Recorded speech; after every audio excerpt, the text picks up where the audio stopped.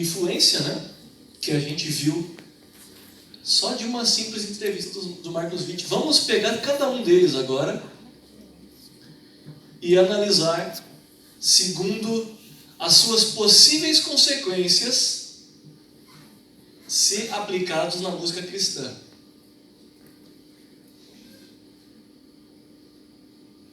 Aquele congelamento não tem nada a ver, irmão. Congelou o treco. Aqui é pentecostal, irmão, não pode congelar não.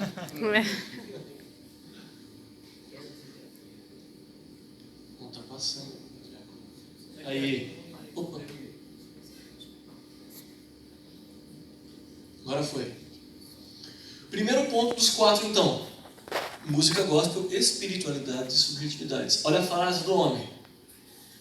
Porque temos uma mensagem que cremos que acalenta o coração, guardem essas palavras, acalenta o espírito e permite que Deus nos dê um beijo e uma carícia.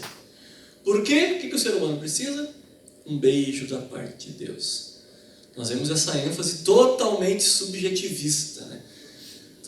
Trazendo para o emocional, para o sentimental, uma coisa pessoal, que, como nós já vimos, a origem é pós-moderna, não é bíblica.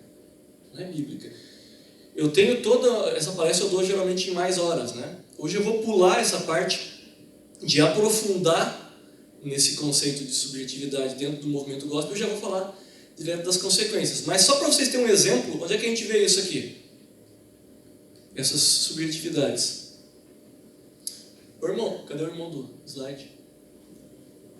Sumiu. Tá, depois ele fala com ele, que está faltando um ali embaixo. Músicas de adolescentes hoje. Worship, coisa e tal. A gente vê isso, né? Falei worship e olhei para o Israel. Não que ele goste disso, mas tudo bem. A gente vê uma música que você deve conhecer, que fala de um Jesus muito íntimo, que parece um namoradinho, que a pessoa diz: oi Jesus, pega a chave do meu quarto aqui, não precisa nem fazer a cópia, entra aqui, eu quero te tocar. Daí outra diz: me abraça, eu quero te dar um beijo, eu quero te sentir, eu quero não sei o quê. Não que tenha problema de sentir a Deus, todo mundo quer sentir a Deus, mas é a ênfase, a música inteira é feita tratando Jesus como se fosse o amigão, o brother, o parceirão de juventude. A gente vê os memes às vezes, né? Jesus de calça jeans às vezes, dando um abraço assim com uma cara toda afetuosa na jovenzinha. Isso é uma ênfase pós-moderna, que Jesus ele se humaniza, mas se humaniza tanto que quase se desdiviniza, acaba sendo mais humano do que Deus. Outro exemplo, as músicas que a gente vê muito no nosso meio pentecostal. Você está triste, cara? Vou usar ele como exemplo porque é meu amigo. Está triste, está com essa cara aí desenchavida? Olha para cima, cara, olha. O Deus que te fez, ele não fez ninguém igual a ti, ele perdeu a forma até. O cara é só tu, velho. Entende? Tu é o cara, tu tem uma força interior aí. Olha para cima, sorria. Você pode mais, você é um espelho. Não chora se o mundo ainda não notou.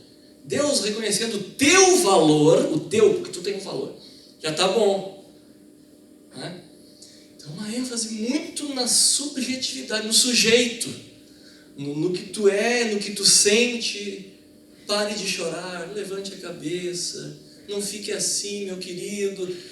É uma ênfase muito emocional, subjetiva. Citei só 2 exemplos, teriam mais. Possíveis consequências disso. Primeira, expressão musical enfatizando o expressivo, mas alienada quanto ao formativo. O que é isso? As pessoas, os músicos, os cantores, os compositores, os ministros de louvor têm esquecido que música não é só expressão. Não é só eu expressar o que eu sinto, o que eu estou com vontade de dizer para Deus ou para o meu irmão, mas a música tem um caráter formativo. A gente viu ontem que os pais da igreja usavam a música para formar doutrina no coração das pessoas, para eles não serem influenciados pelo paganismo. A gente viu que Lutero, no século XVI, começou a usar a música para ensinar a Bíblia para as pessoas, porque ele queria que eles se libertassem do catolicismo. Daí na pós-modernidade não, a gente não precisa mais ensinar a Bíblia através da música. A gente tem que falar para o irmão que ele está triste e que ele tem que levantar a cabeça, porque é só a emoção que vale. Pós-modernidade. A gente não precisa mais que tenha um conteúdo que a pessoa saia daquela experiência musical enxergando um Deus mais grandioso, que revele a Deus na sua totalidade de manifestação, pelo menos que a gente tenha acesso, né? Porque na sua totalidade a gente não tem, mas pelo menos que a gente possa enxergar um Deus maior do que a gente enxergava antes de ouvir a música. A gente não precisa disso. A gente quer que a pessoa se sinta abraçada, porque ela está deprê. Interessante que os Salmos, que é um livro de poesias e cânticos, né? As músicas que o povo de Israel cantava, tá cheio de cara deprê, de cara down, de cara para baixo, de cara preocupado com os inimigos, de cara querendo morrer. Só que a ênfase para levantar a moral do sujeito e trazer o coração para cima de novo não está no sujeito, mas está em Deus. A ênfase está em pregar para si mesmo. Por que te abates, ó minha alma? Está aflita, está triste? Por que está te abatendo? Salmo 42. Espera em Deus. Olha para Deus, porque ainda um dia eu o louvarei. Tu vê a diferença? Ele está expressando a subjetividade do coração dele. Ele tem uma alma batida. Só que o foco não é, te levanta aí, olha para quem você é preciosa, minha alma, você é um espelho, você é uma raridade, você é como é que é o outro? O diamante, sei lá qual é que é mais. Não, ele está falando, ó, essa tristeza aí, não dá bola para ela, porque teu foco tem que ser outro. Olha para quem Deus é. A música que traz a subjetividade de um coração decaído, na Bíblia, nunca aponta para o ser humano, sempre aponta para Deus. E aqui todos têm pecado, inclusive o movimento jovenzinho aí, o worship, que traz muito isso do sentimento, quanto o movimento pentecostal também, que vem para a igreja só para pregar um para o outro, não canta mais para louvar a Deus, só quer levantar o astral do irmão que está triste, que tem que levantar a cabeça porque vai ser vitorioso e que ele tem que ser o vencedor e pisar na cabeça do diabo. A gente não vê isso no Salmo. Eu desafio você a ler o Salmo do 1 ao 150 e procurar esse tipo de ênfase nos Salmos. Você faz o exercício, anota a grande ideia, um negócio que a gente usa na exposição bíblica, né? A grande ideia de cada Salmo. Lê todo o Salmo, diz qual é que é a tensão que tem aqui e a resolução. A grande mensagem do Salmo. Você vai ver, no Salmo 1 é porque tinha uma influência do mundo, da roda dos escarnecedores, e que para se livrar dessa influência ele tinha que focar na lei do Senhor e meditar nela de dia e de noite, né? Porque ele quer ser como árvore frutífera junto aos ribeiros. O foco está no Senhor, na lei do Senhor. Salmo 2, você vai ver um foco bíblico, teocêntrico. 3, 4, vai por todos, você não vai achar nenhum salmo com foco no ser humano. Só existe cântico com foco no ser humano na nossa época. Por quê? Influência da pós-modernidade. A subjetividade é que move. Só um exemplo final para passar para o próximo. Acho que eu vou acabar me passando pelo jeito ali, mas vou tentar correr nos próximos. Tem uma história de uma menininha dos huguenotes franceses, século XVII. Ela foi presa aos 14 anos, tá? Foi presa aos 14 anos porque ela não negou a fé dela. E daí os caras que prenderam ela lá chegaram e disseram, faz o seguinte, tu assina aqui pra gente, escreve, eu renuncio, que tu está liberado, 14 anos. Ela não renunciou. E mais do que não renunciar, ela escrevia nas paredes da prisão dela: eu resisto. E ela escreveu isso até morrer na mesma prisão, 38 anos depois. Como é que você iria cantar para essa pessoa essa mensagem antropocêntrica dos hinos de hoje? Que Deus está aqui para nos fazer feliz mesmo, e para te fazer o cara que passa por cima, e que é o felizão, o vencedor. Os nossos hinos de hoje não serviriam para ela, mas o Evangelho serviu. Porque quando a gente entende o Evangelho na sua raiz, a gente sabe que Deus não nos fez para sermos os vitoriosos e felizes nessa vida ou apenas nessa vida, mas Deus nos fez para a sua glória. E se o que glorifica mais a Deus é a tribulação de um Paulo preso, escrevendo cartas na prisão, ele vai ficar preso.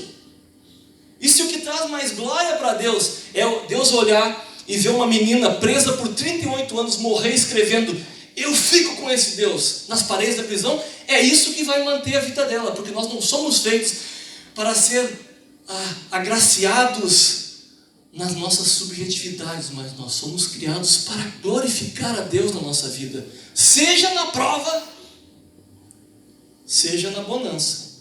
É por isso que Paulo diz: eu sei passar por tribulação, mas eu sei passar por momentos de vitória. Eu sei passar fome e sei ter bastante também fartura, porque eu tudo posso naquele que me fortalece. Hoje em dia as pessoas tiram tudo posso naquele que me fortalece e esquecem o que está dizendo no contexto.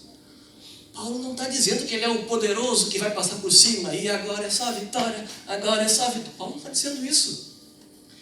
O tudo posso de Paulo é: eu posso passar fome e vou estar feliz no Senhor. Eu posso ser o fracassado aos olhos do mundo e vou estar feliz no Senhor. Nesse mesmo capítulo 4 de Filipenses, que ele escreve isso, ele vai dizer, Filipenses 4 e 5, se não me engano: alegrai-vos sempre no Senhor. Novamente digo, alegrai-vos. Veja, é sempre. É sempre. Você não precisa ter um cara dizendo que você é o diamante para você se sentir feliz. Você não precisa ter um cara dizendo que Deus quer te beijar e te dar uma carícia para você se sentir feliz. Porque o que mantém a nossa felicidade é um estado interior e não é as circunstâncias. Infelizmente, a nossa música cristã de hoje em dia tem perdido essa essência do Evangelho, por vender para as pessoas essa ideia que eles são felizes mesmo quando eles têm vitória aqui nesse mundo, e quando eles são os caras aqui nesse mundo, e as pessoas que estão lá embaixo vão ver lá em cima e vão dizer que já sabia que você tinha mesmo cara de vencedor, como diz a música da Damares. Isso tem formado cristãos com sentimento distorcido do Evangelho. A música não é só expressiva, a música é formativa. Cuidem o que vocês cantam na igreja. Vocês estão formando na mente das pessoas um entendimento bíblico que eles têm, que às vezes não é o entendimento que a Bíblia quer nos revelar, mas o entendimento que a pós-modernidade subjetivista quer nos revelar. Primeiro ponto, vou correr nos outros. Experiências litúrgicas de ação parcial, não atingindo a integralidade do ser. O que é isso? A integralidade do ser. Nós não somos seres apenas emocionais. Nós também somos seres racionais. O Evangelho, ele atinge tudo. O Evangelho muda tudo. Ele toca tudo. É corpo, alma, mente, espírito, coração, é tudo. Então, se a nossa música que a gente canta aqui está focando só no sentimento do irmão, se a nossa música está focando só numa dita experiência que ele vai ter ali de contrição, que é bacana também, a gente tem que ter, mas só na contrição, e as pessoas saem dos cultos dia após dia dizendo: hoje eu senti a presença de Deus, amém, queremos sentir a presença de Deus, mas ela nunca diz: hoje eu aprendi um pouco mais da palavra naquele hino. Se as pessoas dizem só que sentiram, mas que não aprenderam, a nossa música está tocando apenas uma parte do nosso eu, que é a parte emocional, a parte espiritual, chame como quiser, mas não tem tocado a racionalidade. As pessoas não têm mais pensado quando ouvem música. Porque as músicas não exigem mais que a gente pense, são meia dúzia de palavras repetidas muitas vezes. Porque na repetição, ela gera um movimento, ela faz tu te repetir, entrar num estado interior de contrição. E não pode ser só isso. E eu digo mais, nunca foi só isso, só na pós-modernidade, que a subjetividade é colocada acima de qualquer outra coisa. A experiência musical cristã, nós vimos ontem, em toda a história da igreja, trouxe conteúdo sólido para o povo. Trouxe Bíblia nas letras. Isso se perdeu na nossa época. Mais um. Desequilíbrio entre transcendência e imanência de Deus. Rapidamente. Transcendência é aquele estado de estar fora. Transcende, está além da sua criação. Ele é o Deus poderoso que habita nos céus, onipotente, a gente não consegue entender direito. Imanência. Esse Deus transcendente, ele também habita aqui dentro. Está aí, dentro de você. Ele está na igreja. Ele está no coração. O mesmo Deus que está no coração, que está no quarto, que está com a igreja, ele está lá ininteligível, a gente não consegue entender. E a revelação que Deus faz de si mesmo na Bíblia é equilibrada. Ele é o Deus poderoso que habita no céu e é o Deus que habita no coração do contrito, vai falar em Isaías. Só que as músicas que trazem Deus tão para dentro, tão imanente, tão para a experiência do... Entra aqui no meu quarto, eu te dou a chave, não preciso nem fazer cópia. Acaba perdendo esse senso de transcendência. Um Deus puramente imanente, puramente do coração, da minha emoção, vai trazer cristãos que querem muito sentir e muito ter esse coração aceso e deixa queimar. Nunca entendi a letra dessa música direito. Mas vão fazê-los pessoas de mente vazia. É coração cheio e mente vazia. Coração querendo abraçar, como diz o Marcos Witt, mas que não quer se render. Porque não entende Deus mais como aquele todo-poderoso que quando eu vejo eu tenho temor e tremor. E a gente tem perdido a reverência. Eu creio que aqui essa igreja não sofre desse problema. Mas as igrejas aí fora têm perdido a reverência no culto, por entender que o Deus é só Deus do sentir. O Deus do me sentir legal lá e me ficar bem no culto. E não é mais aquele Deus, calma aí. Deus está aqui. Tem uma coisa diferente nesse lugar. O todo-poderoso, transcendente, que está além da criação, está aqui. Tem que ter uma reverência. O ambiente tem que ser outro. Não pode ser o mesmo ambiente do showzinho gospel lá de fora. Aliás, nem era para existir showzinho gospel, né? A gente não pode perder o equilíbrio entre o Deus que está lá, poderoso, e o Deus que está aqui no coração. E as nossas músicas têm que revelar esse equilíbrio. O último ponto, está ali embaixo, não apareceu.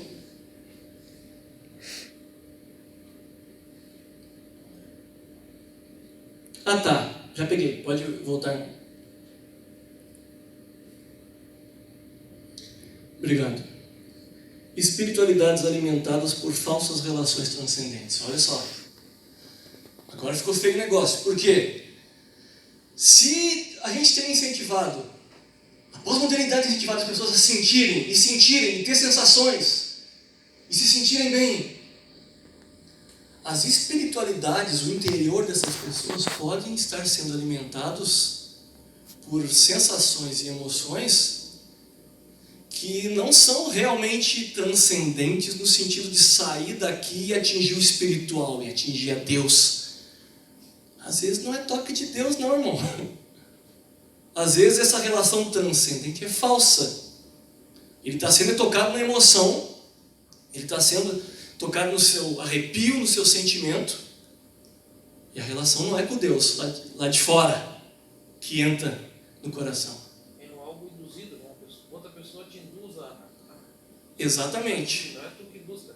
Deus está aqui, irmão, Deus está aqui, Deus está aqui. E daí tu pensa aí nisso, mas tu sentindo realmente Deus, às vezes a pessoa não sente. E eu falei ontem sobre isso, né? Conversões psicológicas.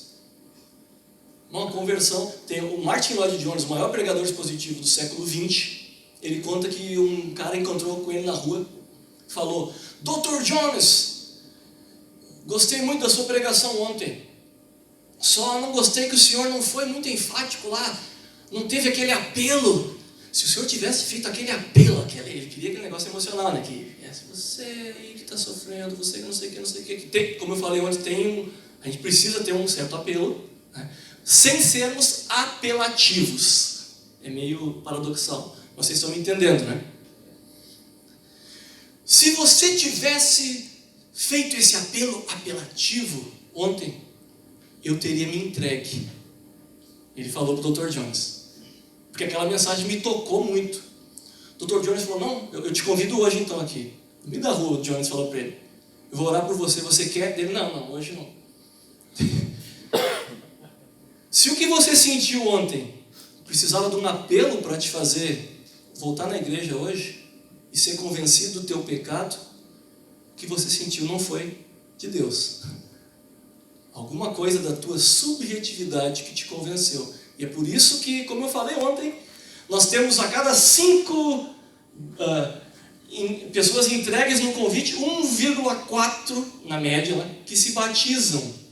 Porque as pessoas são convencidas muitas vezes por falsas relações espirituais. Essas são algumas das implicações dessa influência pós-moderna, que traz a música tão para o subjetivo, tão para o eu, tão para o sentimento. Ok? Vamos para a próxima.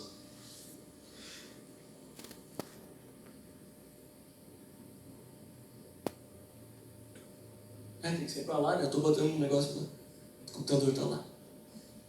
O hedonismo pós-moderno, a cultura do espetáculo e o culto cristão. Olha a frase do senhor Marcus Witt, que inclusive agora, se vocês não forem ver no site dele, ele virou coaching. Coaching gospel. Nossa música é divertida, gostamos de nos divertir. Essa eu não preciso nem falar, porque a gente já veio falando antes, né? Essa ênfase da pós-modernidade de você ser entretido, de você ser divertido para você se sentir bem. Hedonismo, busca pelo prazer. Falta de alguma coisa sólida no coração que te faz sentir bem, sem ser aquela indução, como falou o irmão. Possíveis consequências. Experiência músico-litúrgica, isto é, experiência musical na liturgia da igreja, isto é, no que a gente faz no culto, dirigida pelo pragmatismo. O que é o pragmatismo? O pragmatismo, grosso modo, é aquilo que a gente faz porque dá certo. O prático. Um pensamento pragmático pensa assim, como é que a gente vai fazer para lotar isso aqui? Essa igreja aqui de jovens. Vamos fazer tal coisa, porque se fizer tal coisa, eles vão vir. Tá, mas calma aí, essa tal coisa aqui não está meio... Não, mas eles vão vir. Quer dizer, o pensamento pragmático está tendo uma visão somente no objetivo que ele quer atingir, de uma maneira prática. Não importa o conteúdo, não importa o meio, é o fim que ele quer. Ele quer ter uma prática que lhe chega ao objetivo final. Isso é o pragmatismo. As coisas são certas porque dão certo. Isso daí eu vi muito realmente nos cultos de jovens. E agora tu falando dessa maneira eu consigo ver o que aconteceu na história. Hitler, ele visava o fim, não importava o meio. Então eu creio que muitas coisas aqui dentro da igreja, não nessa aqui, né? No geral, na igreja em si, de errado acontecem por a gente ver dessa maneira. Ver o objetivo, que a gente quer muitos jovens aqui dentro, mas muitas vezes não vê da maneira como vai fazer. É isso que o irmão está falando. E se deu certo, então é o certo. Isso é pós-modernidade purinha. Pós-modernidade dizia que não tinha verdade, né? Lembra lá atrás que eu falei? A verdade para a pós-modernidade é aquilo que funciona, aquilo que agrada o teu coração. Traz isso para a igreja, para os métodos. A verdade dos nossos métodos é aquela que traz mais gente. A verdade é aquela que funciona. Isso é pragmatismo. Isso tem dirigido